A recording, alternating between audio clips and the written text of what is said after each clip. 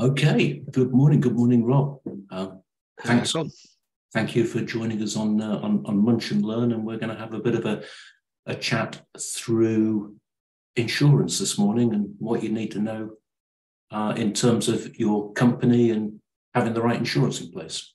Excellent. Thanks for the invite. Cool. Right. So, Rob, as an SME business owner, what's our absolute minimums? What do we, where do we start? Where do we need to start with insurance for our business? So, especially with small businesses and startups, there's so much that you can insure, and very often the conversation I have with my clients isn't about what's insurable and what they can insure. It's exactly that. It's heading for the bare bones. So, and there's a couple of drivers behind that. One of which is regulation, statute, what you have to have, and then the other is what are the risks in the business and what can you afford within your budget. Bearing in mind that small businesses tend to be of lower value, so obviously with bigger businesses, then they've got much more at stake and they will have a more robust portfolio. But so coming back to that first one, what have you got to have? There's only two covers that we come across regularly where you must have it, and they are employer's liability to comply with the Employer's Liability Compulsory Insurance Act, and motor insurance, which is governed by the Road Traffic Act if you take motor vehicles onto the public highway. Okay. So employers, if we're employing people, perhaps come into a bit of detail on that, and motoring if we've got cars that we're operating through the business or that we're operating for business. Okay, so I'll cover those two things off. There is a third thing that I should just mention, which we should loop back to, which is, so you've got regulations and statutes, but you've also got some professional bodies will require you to have covers. So as an insurance broker, I'm required by the FCA to carry a certain level of professional indemnity insurance. So if you're in one of those fields, there is that to consider as well. Okay, so employer's liability. Employer's liability looks a little bit complicated actually when you think about who needs it.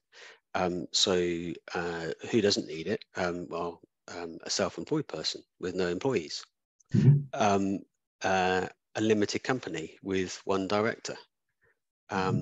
There's exemptions in the regulations for family businesses with up to 5 immediate family members working in them. But then it gets a little bit complicated because that, for example, that family business exemption doesn't apply if you're a limited company. So if you're a limited company with husband and wife, technically speaking, you need employer's liability insurance. But there's also another little angle to this, is that, okay, so you've got the statutory requirement, but you might also want to buy it anyway. So if you think about a family business that might be a partnership and they've got the children working in the business, if they don't have employer's liability insurance and there's been an accident and there is legal liability because there's been an unsafe system of work, for example, well, most parents would like there to be some sort of recourse. So quite often I'll have businesses that don't actually need it that will buy it, even though there might be a small concern. Yeah. Does that answer your question? Yeah, I think so. That makes a lot of sense. Just because there isn't a legal requirement doesn't mean that it isn't good sense to put that cover in place. Yeah, and then we've got motor insurance. So motor insurance. So if you own the vehicle, then you're responsible for the Road Traffic Act cover for it. And that's quite straightforward. If you've got a company vehicle, company car, company vans, then they have to be insured by the company for the business of the company. But in the framing of your question, you've actually touched on another thing, which is something called what the insurance industry calls the grey fleet, which is where you've got employees or other people connected with the business that are using their vehicles in connection with your business. In that respect, you're not responsible for insuring them, but you are responsible for making sure that they're properly insured, along with a bunch of other things that come with health and safety, because they are effectively, for the time they're being used for your company business or your business purposes, they are a place of work. Yeah. Now, my understanding of this is, so I own my own business. I'm a director of that business, but I own my own car, and because I use my own car for more than commuting, I use it to go and see clients, and I use it sometimes. I have employees in the car with me. I have to insure that for business use as well as commuting and private use. Yeah, and on that subject, there's a couple of areas where people get this wrong. One is own business use in connection with your employer's business. Mm-hmm. So you need to be a little bit careful, especially by and large, most businesses will talk to a broker and get advice, and for exactly this sort of reason. So although motor insurance for one or two vehicles is easy to get online with the well-known aggregator websites, they're not going to really dig into what type of cover you're buying. They're just going to buy what you ask for. So if you don't know what to ask, you can easily make a mistake. So it is always worth just checking this sort of stuff with somebody in the know. So try and get back to where I was thinking. So a couple of areas. Your business use means your business. So if you're driving on your employer's business, then you need a different sort of wording for that in the use that you're buying. And then another area where I've seen problems with claims is where businesses have got use in connection with the business, but what that use is carriage of own goods. So this is a scenario where you've got somebody that might be, I don't know, working in a building firm and is asked to deliver a bag of cement. And if they've got use in connection with business, it's not covered for the carriage of own goods. Right. And then when they get stopped by the police, they will get an IN10 conviction for no insurance because they haven't got the correct insurance. Or worse, they have an accident, then there's potential for it not to be paid. So it's that use thing is really, really important with motor insurance. Okay, so worth looking into that and understanding that through your broker if you definitely using your car through the business. Okay.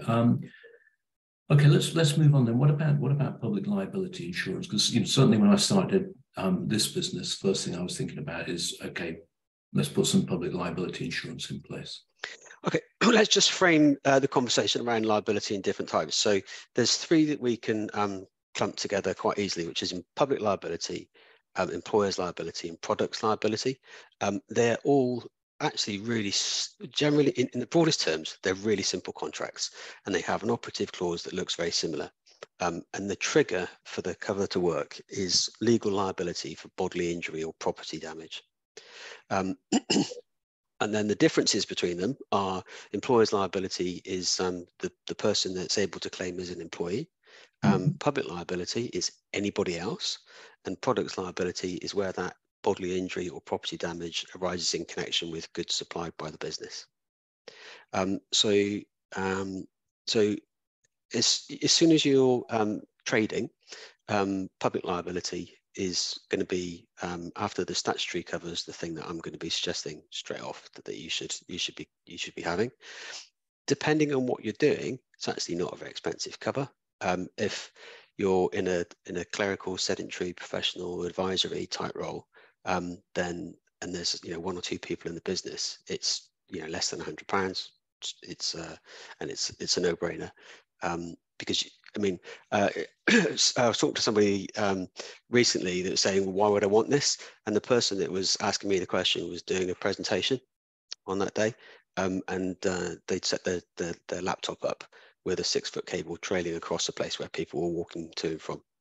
I mean, that's exactly the kind of thing, the silly thing that can happen. Somebody trips over the cable, breaks a collarbone when they hit the table or what have you, just to be gory about it. And that's a right of action because you've left a hazard, and it's going to be nobody's liability but yours. And if you haven't got public liability, that's a really bad day at the office.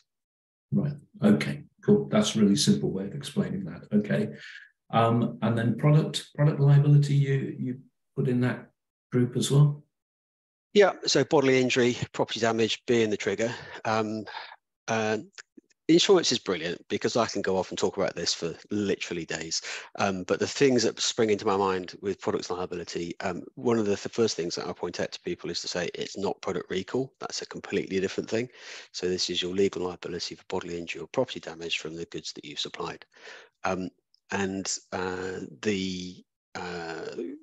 The sort of key issues around that would be what's the product, what's the nature, what's its use, and also where is it being sold. So if it's, I'm working on a case at the moment where the the seller is, or the buyer of the insurance, the seller of the goods, is doing baby products. So, you know, straight away with baby products, we need to know where they're coming from. Have they got, you know, bits that will come off in children's mouths when they have a good chew on them, and also where they're selling them to. And the selling them to bit is really important because different territories have different legal regimes and different rates of claim and cost. So if you're exporting to North America, you could have a tiny little website that's doing, you know, innocuous stuff. And then when I ask the question to say, yeah, okay, about 1 in 10 of our orders comes from the States, it's like, okay, that straight away means that we've got a different conversation on our hands and different potential solution in the insurance market, and definitely a different premium. Right. Because of the standards and potential litigious nature of that market. Absolutely, yeah. So A, it's litigious, much more likely to be sued, and then B, when you do get sued, the costs are just astronomical. Yeah, yeah. And you know, standard policies will, if underwriters don't know and brokers don't know, then you will end up with a products liability cover that will operate when something bad happens in the territorial limits, which will be UK. Yeah.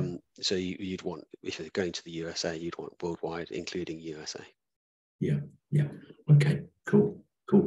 And for those of us, you know, like well, yourself, you need professional indemnity. I need professional indemnity. What are we looking to cover on professional indemnity? Okay, so let's talk about another class of insurance provisions then. So we can lump directors and officers professional indemnity and to a large degree cyber insurance together in another category, along with dozens of other different, you know, wordings like trustees indemnity. Excuse me, bit of a frog in my throat. And there's a really important difference between these and the earlier types of liability. First is the operative clause, which will be around mistake, error, in the case of directors and officers, wrongful act. And again, your legal liability for those things. But they're on a fundamentally different basis of cover. For public employers and products liability, if you have a policy that's current when the thing that creates the liability happens, the occurrence, then it doesn't matter when the legal action is brought against you. It's that policy that was in place when the claim happened that will be the point that you would look for indemnity for help. With directors and officers, professional indemnity, and most of the liability in cyber cover, then it's different. For those policies, they're called claims made policies, and the policy has to be in place when the claim is brought against you. When you first buy one of those covers, it won't cover anything that happened before the policy was taken out. So a couple of things roll from that. One is that once you start buying it, you need to keep buying it. Don't let it lapse and don't have a gap in cover. So the renewal date with those policies is really, really important. And the other thing is that you'll see the inclusion on the schedule of something called a retroactive date. And the retroactive date, the effect of the retroactive date is to make sure that the current insurer is picking up the liability for previous years and previous events, and you can only have it from when you first started buying it. So that's actually quite a lot of words, and I'm not sure if I've got the point across because it's really important. Right, so my understanding of that, let's unpick that then. My understanding of that is me having professional indemnity, I need it because I'm giving professional advice. If I've given advice in 2019 that somebody comes and makes a claim against me for bad advice, then it's the insurer who was covering me in 2019 who's going to pick up the claim. No, that's exactly wrong. That's exactly wrong. That's exactly wrong. If that was an employer's liability policy and somebody had an accident in 2019, right, sues you now, you'd look at the policy in 2019. Yeah. But for professional indemnity, it's the reason it's called claims made is it's when the claim is made, not when it happened. The claim is made. Yeah, right. Yeah. Okay. So you'll be if you're sued now for something in 2019, it's your current insurer that would be handling the claim. Right. And it's provided that you told them that you've been buying professional indemnity for 4 years, 5 years, and there's a retroactive date on the policy that makes it clear that they will indemnify the past. Right. Okay. That's really helpful. Okay. Cool. So let's. What does it do? So professional indemnity, we haven't talked about what it does. Yeah. So professional indemnity, the operative clause for professional indemnity is, originally when they first came into being decades ago, the cover was for neglect, error, or omission. Okay, so that's making mistakes. Professional liability mostly was a common law issue, and it would arise where you hold yourself out to be a professional, and somebody generally that's taking money, but not always, relies on your advice and suffers some financial loss, and then says that the advice was incorrect, and that's the basic PI negligence scenario. But then that was developed further into for industries. I think particularly one of the earlier ones. Also, construction and IT would probably be some of the first sectors where this was developed. You then got contract wordings, so it would start to include breach of contract, but with lots of limitations, which we'll need to have a touch on quickly. And then now you can get a civil liability wording. So it's breach of any civil liability, which causes a financial loss which somebody sues you for. So and that would be either with or without contract. But so originally, am I going into too much detail here? I think we're going down a rat hole. But I think somebody listening to this might go, aha, right, that's what my broker's talking about, and why I need to look at it. But we've only got limited time, haven't we? So we should explain that there are lots of different covers, and you need the point for me in all of this is the complexity of things like professional indemnity. So if you're trying to buy, a simple package off the shelf, off the internet, there is quite a serious risk that you're not going to get the cover that you want or that you would get if you sat down and talked to a broker. Is that fair? Yeah, oh, definitely. I mean, so brokers, let's talk about brokers generally. So if you imagine that there are, an infinite different type of business, and then those businesses have massively varied risk appetites for what they're comfortable to insure and what they want to keep as risk in their business. And then you've got dozens of different classes of insurance. We've talked about 6 so far, and we could add another 10 today if we weren't time limited. And then you've got hundreds of subtypes within there. And then you've got over 1,000 insurers in the UK that provide those different covers, and they all have their individual policy wording that differs from one company to another. Well, you imagine the complexity of getting from what your need is to what the solution is. It's impossible. I think the best you can ask of your broker is to try and get you somewhere near the optimal solution, but doing it on your own, I think that's it's a big ask. Yeah, I think so.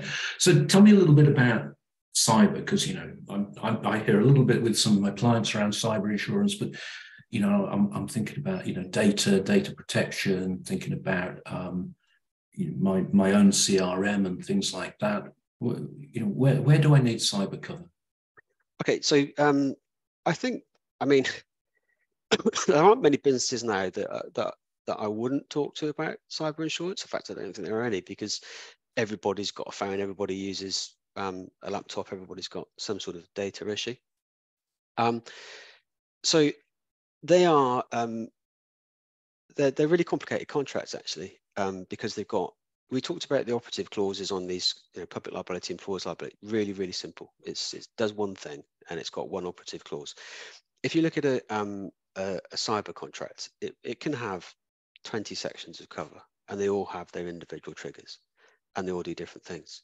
Broadly speaking, they break down into two types: first party and third party. So first party would be things like business interruption because my systems don't work, and would be extortion, ransomware, where you haven't created a legal liability, but you need some help in your business.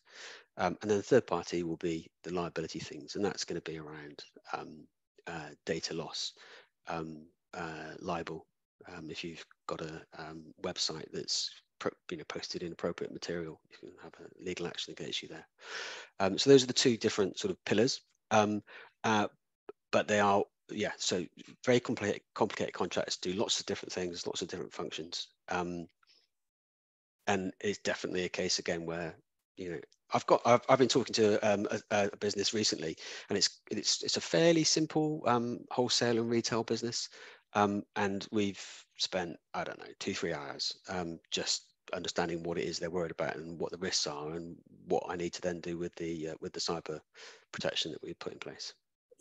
Okay, so again, cyber worth getting your broker into the detail of what you need cover for. Yes, there are some good packages out there, and good packages do what packages do, which is they'll give you a basic level of cover for most things, with some exclusions. But if are you worried about business critical events, or do you want to just have something to say you've got something? So that would be the thing. Okay, so about getting, what do you need cover for? Get the right cover for what you need. Mm-hmm. would be the advice in there. Okay, Rob, we were talking the other day, and you had some statistics around claim settlement. Yeah, you might have seen me just faffing around looking at my book. I was trying to see if I could put my hands on it, and I've got it. Yeah. So I thought this was I used to have a client years ago. In my previous life, I was a corporate broker, so dealing with large, complex risks, and I was acting for a global insurance company, and they used to keep data on what they called an indemnity ratio. So this was the percentage of claims received that resulted in a payment. So I'll explain how that works just as we just whiz through it. So and it's split down by category of insurance. So at the top was motor insurance, where 97% of claims received resulted in some sort of payment, basically because there's been an accident or your car's been pinched, and the insurers are going to pay out. Then that 97% includes where the underwriters then made a recovery from the third party. So if it was a non-fault accident, they still have to repair your car, and then they go and get the money back from the person at fault. Then it drops down a little bit to public liability. So employers' liability is 90%. Property insurance is really high at 94%. That's commercial property insurance. Home insurance. Employers, 90% of claims made for employers. So that's where you've got, say, an accident at work and the employees claiming off the company, etc. 90% of those get paid. Yeah. So I'll tell you what, when I was employing a lot of people, it felt like a lot more than that. Yeah. Well, I mean, this is still, this has been rumbling for 2 decades at least. This is still an issue where for the smaller claims, underwriters will pay to make the claim go away because the risk of mounting a legal defence with the cost of that ensues, even if the case is fairly good, doesn't warrant the expenditure, which then obviously, encourages further claims. The same with third-party claims with motor, where some circumstances which should probably be defended. If it was your own money, you would want it defended. Yeah. Then I've certainly felt like that as an employer. If it was my money, yeah, absolutely. And the best I can come up with as a broker to to deal with that is make sure that the communication is clear. Yeah. You can't stop the underwriters from making a claim. They have a right to underneath the insurance contract. Yeah. So if they think that their position is best defended by paying, then it's very difficult to nudge them away from that. So communication is the key to get to them and have a conversation before they make that decision. Yeah. Yeah. Okay. And then we start. So and there's lots of categories here, but most of them pay out sort of 80s, 90s. But the ones that I wanted to focus on were the ones that start to then drop down. Home insurance is high 80s, high 70s, early 80s. There's ranges with all these. And that's lower than commercial insurance. The main reason for that is fraud. It's one of the areas where people like to. I've got no money at the moment. The cash flow is not very good in the family. I can put a claim in, and the insurers are really good at sniffing it out. Mm-hmm. So that's why that dropped down. Products liability is lower than employers liability. It's 70%. I think that's because the causation chain is a little bit more difficult. It's quite often there's a stronger chance of a defence there. But the ones that are really interesting are PI, professional indemnity, at 67%, and directors and officers at 52%. And I would say there's going to be a big double-digit number in there where the insurance contracts probably weren't set up right. The underwriters didn't understand what the client was doing, maybe because they weren't told, well, mostly because they weren't told, or the way the policy wording chosen wasn't really quite right for that business. So they would have been paid otherwise, but it's not set up right. And then my favorite, which is legal expenses insurance, which bobbles around 16 to 20% of claims received having a payment. So it's one of my favorite hobby horses. Legal expenses insurance package basis, especially if it's not individually tailored, you get what you pay for. And so property. Let's think about property owners insurance. For people renting properties, commercial or domestic, very often there'll be a legal expenses add on to that. And if you take the legal expenses off when you're doing the quotation, you find that it's costing 20, 30 quid. But when you want to use it, it's because you've got a 10 or 15,000 pound claim, and you're going to get quite grumpy when it doesn't work, which it mostly doesn't, because there's just lots and lots of exclusions. And then when you go through the claims process, it's call center driven, with a decision tree to decide, get to whether there's going to be a claim. And then if there is a claim, they will rigidly apply something called a prospects clause, which says that they won't proceed with any claim unless there's a 50% plus chance of recovery. Okay. So what I'm taking away from that is legal expenses pretty much not worth investing in. It's okay. So it's because it's cheap. Yeah. Then you can get an opinion out of it quite cheaply, and sometimes you'll be able to make a successful claim, but you need to recognise it for what it is. Right. Okay. It's not a substitute for a relationship with a decent lawyer. Right. Okay. Directors and officers you need to be very clear what you're covering here, what you're aiming to cover. Yeah, and we should just talk about who needs directors and officers. So that apart from different class of business, charities and things where you need trustees indemnity. So we're talking about limited companies here, directors and officers. And what is it? It's your legal indemnity for you as an individual in executing your role within the business. Okay, and we're nearly out of time, so I'll be really brief. The trigger, but the most common claims are trading whilst insolvent and then regulators. So health and safety executive, environment agency, and so on. So the most important trigger I would say is, do you have employees? Do you have assets? And are you in one of those areas where you've got a clear exposure, in which case you absolutely should have D&O. Right. Okay, cool. Protect you personally. Yeah. Okay. All right. That's helpful. Rob, thank you for sharing your knowledge around insurance. I mean, my takeaway from that is always get a broker to go through. Unless you've got the simplest of business, always engage a broker to go through what cover you need. This going back for 24 years now, I was a year into my first business, and we had a major incident with what you might describe as a landslide, which picked up a lot of our mobile plant equipment and piled dump trucks on top of dump trucks and buried diggers. And I think, we were 8 months into the business, and the claim on that was £695,000. And without that claim, we would have been busted our first year. Without that, so we'd talked to a broker, good broker actually that you know personally. We now been swallowed up by somebody else, and we'd got good cover in place. And I'd never really thought about it until that point in time. And I think that's the thing about insurance: you never really think about it until you need it. Yeah, we could do a whole different session on what people get wrong. And one of the most common ones is business interruption.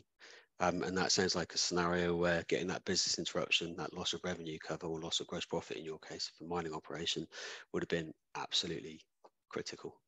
Yeah, absolutely. So thanks, Rob. I hope you've enjoyed Munch and Learn. I hope you've got some thoughts out of the session on insurance. And next time your cover's up, if you haven't got a broker, I'd recommend you have a chat with one.